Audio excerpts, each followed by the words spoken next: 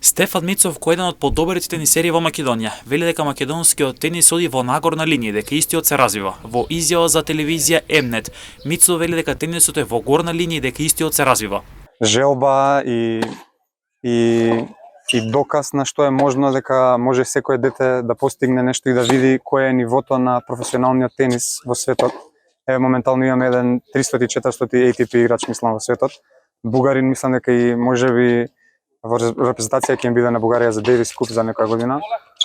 Многу ќе биде значајно тоа за децата да го видат и да видат дека е реално и све е можно во нивните, нели, да се постигне. Низ Македонија се организираат повеќе турнири на разна подлога на кои учества покрај домашните тенисери, доаѓаат и тенисери од странство. Мицов за Mnet вели дека турнирите кои се организираат низ Македонија значат многу во развојот на тенисот. Има со тоа што Калин е голем, да кажам, голем представник на тоа дека има напреднок, поготово со неговиот ранкинг што го постигна во година дена од ништо се дојде до 300-то место.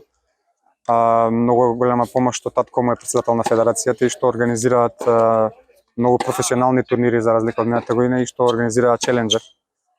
Убаво би било да има и повеќе играчи како Калин, нели, да се буткаат еден со друг и да се направи некој тим за Девис Купот исто да напредува. И би рекол да, во горна линија сме.